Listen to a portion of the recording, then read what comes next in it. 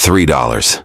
That's all Silas Ward had left in his pocket when he heard the auctioneer's voice cut through the morning air like a rusty blade. But what he was about to buy with those 3 crumpled bills would change everything he thought he knew about right and wrong. The dusty main street of Copper Falls was buzzing with the usual Saturday crowd. Ranchers, miners, and drifters all gathered around makeshift stalls selling everything from cattle to mining equipment.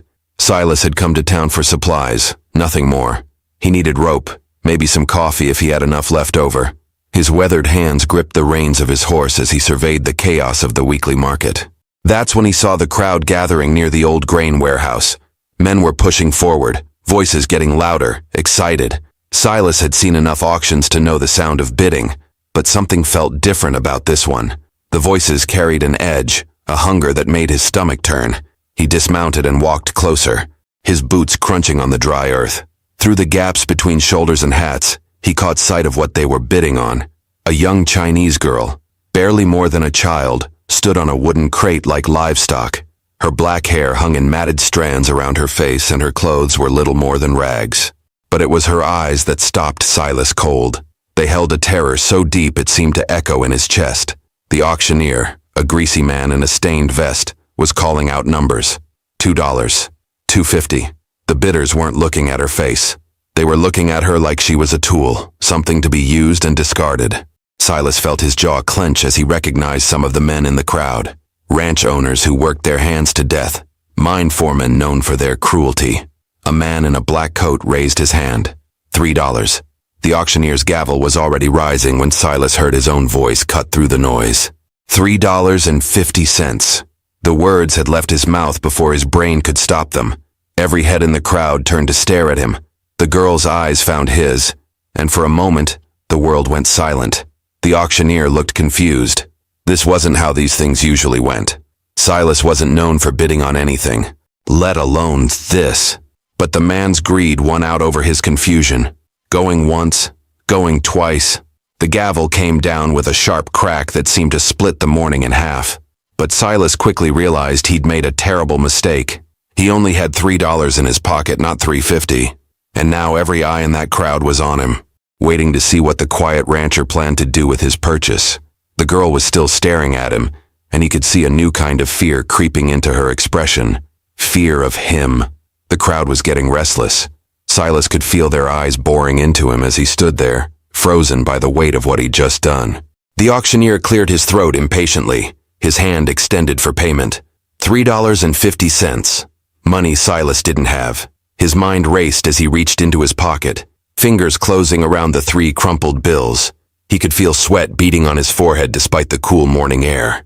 Behind him, someone chuckled darkly. Word was already spreading through the crowd that the old hermit had bitten off more than he could chew. That's when he felt a hand on his shoulder. Marshal Tucker stood beside him, a man Silas had known since they were boys. Tucker's weathered face showed no emotion as he leaned in close. "You short, Silas?" he whispered. Before Silas could answer, Tucker pressed 2 quarters into his palm. "Pay the man." Silas handed over the money, his hand steadier than he felt inside. The auctioneer snatched the bills and coins, counted them twice, then jerked his head toward the girl. "She's yours. Got papers if you want 'em." He held out a crude bill of sale, ink still wet. Papers, like she was a horse or a piece of farm equipment. Silas stared at the document, then looked back at the girl. She was trembling now, her small hands clasped in front of her like she was trying to make herself invisible. The crowd was already losing interest, moving on to the next auction. Cattle this time. Something normal. Silas folded the paper and stuffed it in his jacket pocket without looking at it. He approached the girl slowly, the way he might approach a spooked horse. When he got close enough, he could see the bruises on her arms, the way she flinched when his shadow fell across her. Someone had hurt her. Multiple someones from the look of it. He stopped a few feet away and held out his hand. Not demanding, just offering. "My name's Silas," he said quietly. "I'm not going to hurt you." She stared at his outstretched hand like it might be a trap. When she finally spoke, her voice was barely a whisper. "Mei Lin." The words were so soft he almost missed them. Her English was broken but clear enough. "My name, Mei Lin." Silas nodded and lowered his hand. "Mei Lin. That's a good name." He looked around at the dispersing crowd, then back at her. "Are you hungry?" The question seemed to surprise her. She nodded once, quickly, like she was afraid he might change his mind about asking. Silas gestured toward his horse. "There's a place across the street, we'll get you some food." But as they walked toward the restaurant, Silas noticed the stares following them. The whispers. A Chinese girl walking beside a white rancher meant only one thing to most folks in Copper Falls. And when they reached the restaurant door, the owner stepped out to block their path. "We don't serve her kind in here," the man said, his arms crossed. "You'll have to find somewhere else." His eyes flicked to Mei Lin with unconcealed disgust. "Maybe the back alley behind Chen's laundry. That's where they belong." Silas felt something cold and hard settle in his chest. He'd been naive to think this would be simple. In a town like Copper Falls, there was no such thing as simple when it came to a Chinese girl and a white man. But he'd already come this far, and turning back now wasn't an option. Not when he could see the resignation creeping back into Mei Lin's eyes. The restaurant owner's words hung in the air like smoke from a bad fire. Silas stared at the man for a long moment, feeling the familiar anger that had gotten him into trouble before. He could walk away, take Mei Lin somewhere else, keep the peace like he always did. Instead, he stepped closer to the restaurant owner. "Her money's as good as anyone's," Silas said, his voice low and steady. "And since I'm paying, I reckon that makes it my money." The owner, a thick-set man named Garrett, didn't budge. "Don't matter whose money it is. I don't serve Chinamen in my place, bad for business." He glanced around at the growing crowd of onlookers. "You understand, Silas. Nothing personal."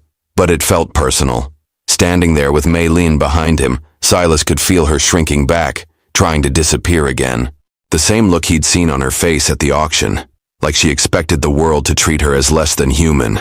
"Then I guess we'll eat somewhere else," Silas said. He turned to leave, but Garrett's next words stopped him cold.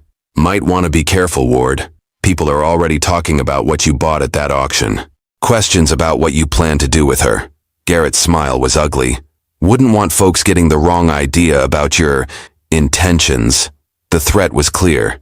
In a town like Copper Falls, reputation was everything, and a man's reputation could be destroyed by whispers and assumptions, especially when it came to a Chinese girl. Silas felt his fists clench at his sides. Marshal Tucker appeared beside them, seemingly from nowhere. "Problem here, gentlemen?" His hand rested casually on his gun belt, but his eyes were sharp. "Because if there is, maybe we should discuss it at my office." Garrett's bluster deflated slightly. "No problem, Marshal. Just explaining house rules to Mr. Ward here." Tucker nodded slowly. "House rules, I see." He looked at Silas, then at Mei Lin, who was watching the exchange with wide, frightened eyes. "Well, as it happens, I know a place that serves excellent food to anyone with coin to pay for it. Mrs. Henderson's boarding house. She's got a dining room that's open to the public." It wasn't really a suggestion. Tucker's tone made that clear. Silas nodded and gestured for Mei Lin to follow him. As they walked away, he could hear Garrett muttering under his breath, but the man was smart enough not to say anything loud enough for the marshal to hear. The boarding house was only 2 blocks away, but it felt like the longest walk of Silas's life. Every person they passed stared, some with curiosity, others with barely concealed hostility. Word was spreading fast about what had happened at the auction. When they reached Mrs. Henderson's, the elderly woman took one look at Mei Lin, and her expression softened. "Poor child looks half-starved," she said to Silas. "I'll fix her up something proper." But as they sat down at a small table in the corner, Silas noticed the other patrons whispering and pointing, and through the window, he could see men gathering in small groups on the street outside, the kind of groups that meant trouble was coming. Mrs. Henderson set down a plate of beef stew and fresh bread in front of Mei Lin, who stared at it like she couldn't believe it was real. Her hands shook as she picked up the spoon, and Silas realized she was trying not to cry. When was the last time someone had given her a real meal? She ate slowly at first, then faster, like she was afraid someone might take it away. Silas watched her, feeling something twist in his chest. How long had she been hungry? How long had she been treated like something less than human? The dining room had grown quieter since they'd arrived. Other patrons finished their meals quickly and left, shooting glances their way. Mrs. Henderson bustled around, but even she seemed nervous. Through the window, Silas could see the crowd outside had grown larger. "Silas." Mei Lin's voice was so quiet he almost missed it. She was looking at him with those dark eyes, and he could see she was trying to say something important. "Why you help me?" It was a fair question, One he'd been asking himself since the moment he'd opened his mouth at that auction. Why had he done it? He'd come to town for rope and coffee, and instead he'd bought a Chinese girl with money he didn't have. It didn't make sense even to him. "Don't know," he said honestly. "Just seemed like the right thing to do." She studied his face like she was trying to read something written there. "Other men, they want different things." Her voice dropped even lower. "Bad things." Silas felt that cold anger settling in his chest again. Of course they did. To most of the men at that auction, she wasn't a person with a name and feelings and fears. She was just something to be used.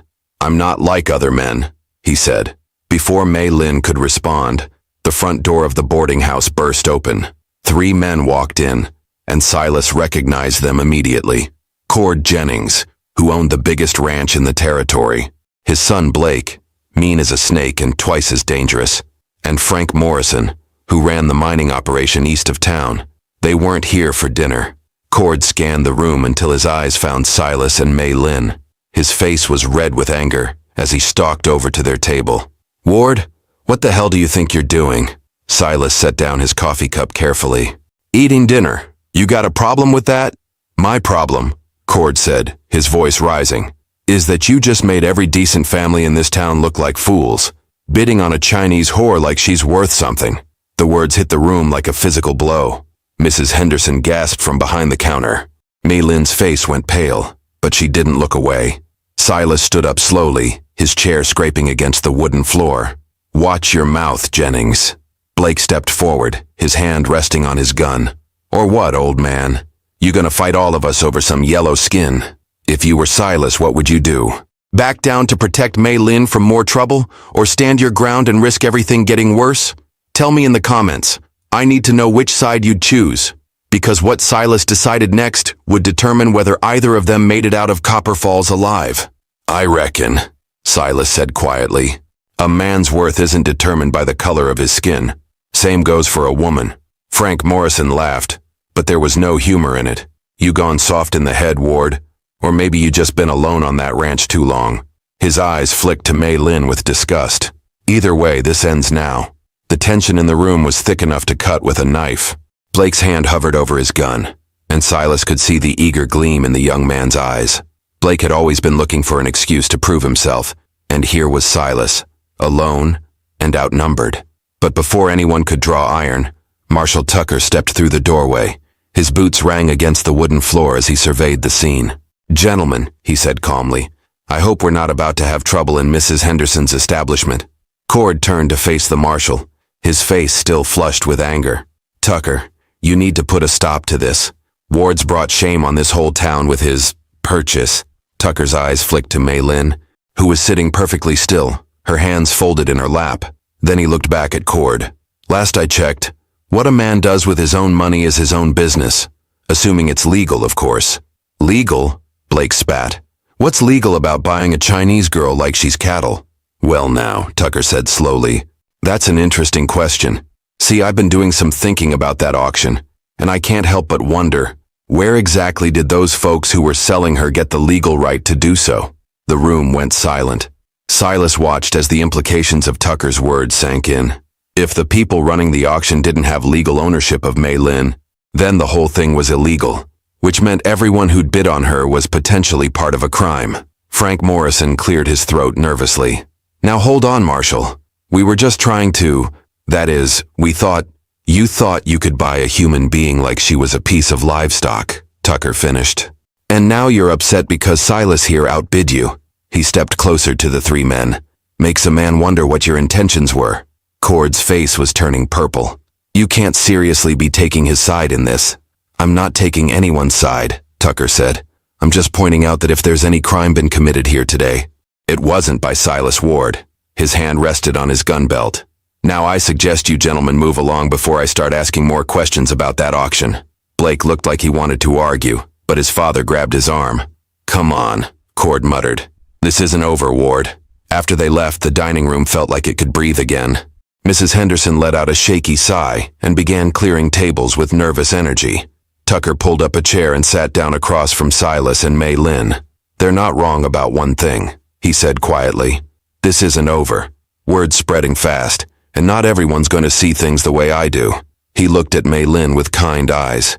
You got somewhere safe to take her? Silas nodded. My ranch. It's about 10 miles out. Good. I'd get her there before dark. Tucker leaned forward.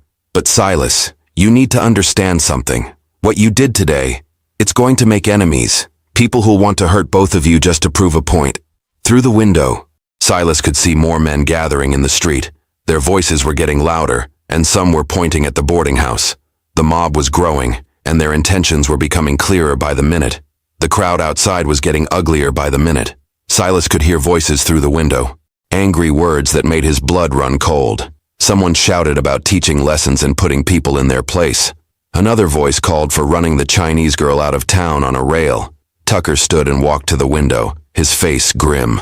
There's about 20 men out there now. Some I recognize. Some I don't. He turned back to Silas. You got another way out of here? Mrs. Henderson looked up from where she was frantically wiping down tables. There's a back door through the kitchen. Leads to the alley behind the mercantile. Silas helped Mei Lin to her feet. She'd barely touched her food after the confrontation started, and he could see the fear creeping back into her eyes. We need to get to my horse, he said to Tucker. Your horse is tied up right in front of that crowd, Tucker pointed out. Soon as you step outside, they'll see you. That's when Mrs. Henderson spoke up. My husband's got an old wagon behind the boarding house. Horse, too. Not much to look at, but it'll get you where you need to go. She was wringing her hands in her apron. I can't stand seeing that poor child frightened like this. Silas felt a wave of gratitude toward the old woman. I'll make sure it gets back to you. Don't worry about that now, she said, already heading toward the kitchen. Just get her somewhere safe. They moved quickly through the kitchen and out the back door. The alley was empty, but Silas could hear the crowd's voices echoing between the buildings. Mrs. Henderson led them to a small stable where an old mare stood hitched to a weather-beaten wagon. As Silas helped Mei Lin into the wagon bed, she grabbed his arm. What if they follow? She whispered. What if they come to your home? It was a question he'd been trying not to think about. His ranch was isolated, but that could work both ways. If trouble came calling, there'd be no one around to help. Just him and whatever guns he could muster. We'll face that when it comes, he said, trying to sound more confident than he felt. Tucker appeared at the mouth of the alley, his face tense. They're starting to spread out, looking for other ways into the boarding house. You need to go now. Silas climbed into the driver's seat and took up the reins. The old mare wasn't much to look at, but her eyes were alert, and her stance was strong. She'd do. As they pulled out of the alley and onto a side street, Silas could see the main crowd still gathered in front of the boarding house. But smaller groups were breaking off, and he spotted Blake Jennings leading one of them toward the back streets.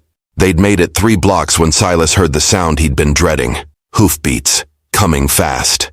He glanced back and saw 5 riders emerging from between the buildings behind them. Blake was in the lead, and his face was twisted with anger. There they are, Blake's voice carried across the dusty street. Don't let them get away. Silas snapped the reins, urging the old mare into a faster pace. But the wagon was heavy, and the horse was old. The riders were gaining ground quickly. Mei Lin pressed herself against the wagon bed, her knuckles white as she gripped the sides. The edge of town was still half a mile away.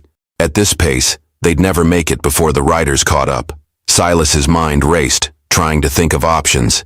He could try to outrun them, but that seemed hopeless. He could stop and try to reason with them, but Blake looked far beyond reasoning. That's when he heard the gunshot.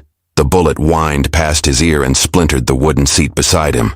These men weren't interested in talking. They wanted blood. The second gunshot was closer. Too close. Silas felt the old mare stumble as the bullet grazed her flank, but the tough horse kept running. Behind them, Blake and his men were whooping like they were on a hunting party, their horses closing the distance with every stride. Silas pulled his own gun from its holster and twisted in the seat. He fired once, not aiming to kill but to slow them down. The shot went wide, but it made the riders spread out, giving him a few precious seconds. Hold on, he shouted to Mei Lin, then yanked the reins hard to the left. The wagon lurched off the main road and onto a narrow trail that led toward the rocky hills outside town. It was rougher ground, harder on the wagon, but it might give them an advantage. The old mare was breathing hard, foam flecking her mouth, but she kept going. These ranch horses were bred for endurance, and she had more fight in her than her appearance suggested. The wagon bounced and rattled over the uneven ground, and Silas heard Mei Lin cry out as she was thrown against the side. Behind them, the riders were having trouble with the terrain. Their horses, bred for speed on flat ground, were struggling with the rocks and loose soil. Blake's mount stumbled, nearly throwing him, and one of the other riders had to pull up when his horse stepped wrong. But they were still coming. Silas spotted an outcropping of rocks ahead, a place where the trail narrowed between two large boulders. If he could get the wagon through there, the riders would have to come single file. It might be their only chance. The wagon scraped between the rocks with inches to spare. As soon as they were through, Silas pulled the mare to a stop and jumped down, his rifle in his hands. "Stay down," he called to Mei Lin. Blake appeared at the mouth of the narrow passage, his face flushed with rage and exertion.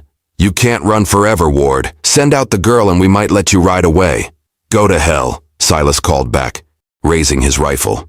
Blake's response was another gunshot. The bullet struck the rock near Silas's head, sending chips of stone flying. Silas fired back, and this time his aim was true. Blake's horse reared, throwing the younger man to the ground. The other riders pulled back, suddenly realizing this wasn't going to be as easy as they'd thought. But Silas knew they wouldn't give up. They'd find another way around or wait for reinforcements. That's when he heard something that made his blood run cold. More hoofbeats. Coming from ahead of them. Blake's men hadn't been the only ones to leave town. Someone else had taken a different route, cutting off their escape. They were trapped between two groups of riders, with nowhere to run.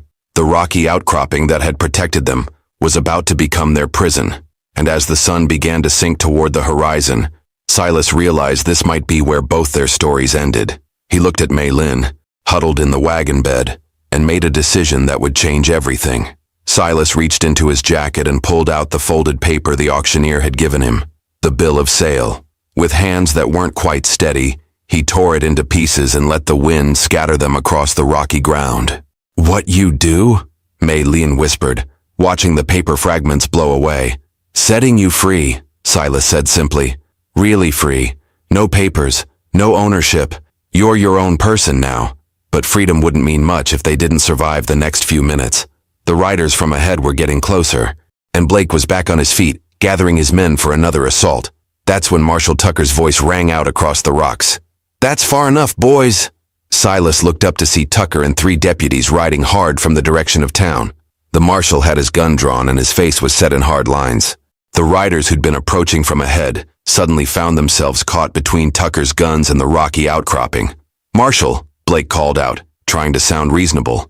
"We're just trying to stop a crime here. Ward stole that girl fair and square." "Funny thing about that auction," Tucker called back, his voice carrying easily across the rocky ground. "Turns out those folks who were selling her didn't have any legal right to do so, which means every man who bid on her was participating in human trafficking." He spurred his horse closer. "That's a federal crime, Blake. Means federal prison." The blood drained from Blake's face. Around him, his companions were looking at each other nervously. What had seemed like righteous anger a few minutes ago was suddenly looking like a very serious mistake. "Now," Tucker continued, "I suggest you boys ride back to town and forget this whole thing ever happened, before I decide to start asking questions about who knew what and when." One by one, Blake's men began backing away. They'd signed up for intimidating a Chinese girl and an old rancher, not for facing federal charges. Within minutes, only Blake himself remained, his face twisted with frustrated rage. "This isn't over, Ward," he spat. "Yes, it is," Tucker said firmly. "It's over because I'm making it over. Anyone who bothers these folks from now on answers to me personally." Blake glared at them all for a long moment, then wheeled his horse around and rode away. The sound of hoofbeats faded into the distance, leaving only the wind whistling through the rocks. Tucker dismounted and walked over to where Silas was helping Mei Lin down from the wagon. "You two all right?" Silas nodded, though his hands were still shaking slightly. "Thanks, Marshal. Don't know what would have happened if you hadn't shown up." "Well," Tucker said with a slight smile, "Mrs. Henderson sent word about which way you'd gone. Figured you might need some help." He looked at Mei Lin with kind eyes. "Miss, you're safe now, and you're free. No one owns you, and no one has the right to hurt you." Mei Lin looked up at Silas, then at Tucker, then back at Silas. For the first time since he'd seen her at the auction, she smiled. It was a small smile, tentative and fragile, but it was real. "What happens now?" she asked. Silas looked out across the vast landscape toward his ranch. It was a big place, Too big for one man. There was plenty of room for someone who needed a new start, a safe place to figure out what came next. Now, he said, we go home. 6 months later, Mei Lian was running the most successful vegetable garden in 3 counties, selling her produce to the same stores that had once refused to serve her. Silas had deeded half his ranch to her, making her the first Chinese woman to own land in the territory. And on quiet evenings, sitting on the porch watching the sunset, they would sometimes talk about that day in Copper Falls when $3 changed 2 lives forever. The bill of sale was gone, scattered to the wind, but the friendship that grew from that moment of courage lasted for the rest of their lives. Now click on the video on the screen, because the next story carries something you can't explain, only feel. And when it ends, you won't be the same. Click on the video now.